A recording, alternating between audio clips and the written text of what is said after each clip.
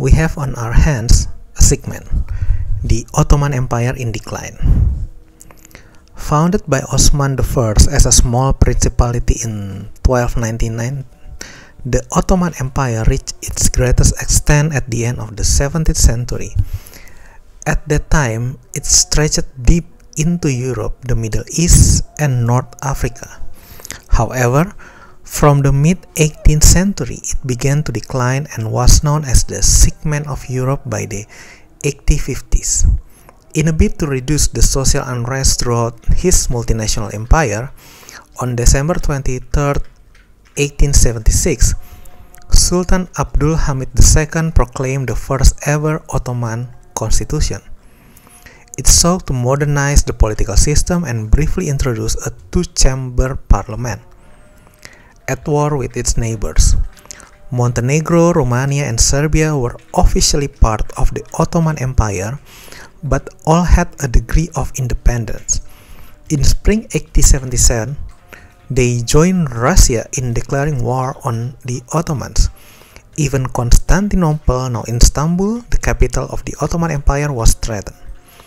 In March 1878, the Ottomans signed a peace treaty that ceded territory to Russia in the Caucasus, recognized the full independence of Montenegro, Romania, and Serbia, and granted autonomy to Bulgaria and Bosnia-Herzegovina. 2 weeks later, Abdul Hamid suspended parliament and the Ottoman constitution in a bid to regain absolute power. His personal rule could not repair the cracks in the empire. Control of Egypt was lost to Britain in 1882. Nationalist groups were becoming increasingly influential and the economy was in sharp decline. Rise of the Young Turks. In the early 20th century, a reformist movement known as the Young Turks emerged. It included the influential Committee of Union and Progress, or CUP, which had supporters in the government and the military. In July 1908, CUP members revolted against Abdul Hamid and forced him to restore the constitution and hold election. When the Sultan staged a counter-coup in April 1909, the coup deposed him and, as a figurehead, set his half-brother Mehmed on the throne. Defeat in the Italo-Turkish War 1911 and 1912 cost the Ottoman Empire its last foothold in North Africa, the coastal region of what is now Libya. Just before the end of that war, an alliance of Balkan states attacked Turkey in the First Balkan War, defeating it in May 1913. At the same time, Albania also revolted against the empire and secured its autonomy. Ottoman politics were equally violent and unstable at home, and a faction of CUP members seized power in January 1913.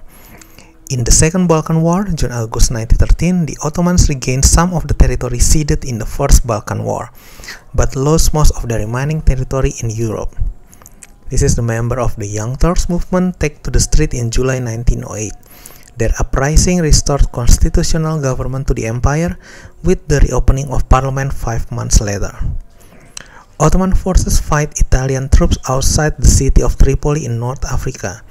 In October 1911, Italy's victory in the Italo-Turkish War marked the end of Ottoman power in North Africa. The Three Paspas. In 1913, 3 CUP members became leading figures in the Ottoman Empire and were dubbed the Three Pasas. Pasha was an honorific Ottoman title. Kemal Pasha became Minister of the Navy, Enver Pasha was Minister of War, and Talat Pasha controlled the civilian government. Together, the three would lead the Ottoman Empire into a closer alliance with Germany and entry into World War I in October 1914. Sultan Abdul Hamid II.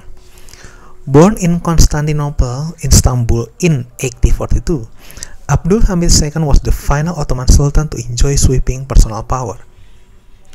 A son of Abdul Majid I, from 1839 to 1861, he became Sultan in August 1876 after his sick half-brother Murad V was deposed.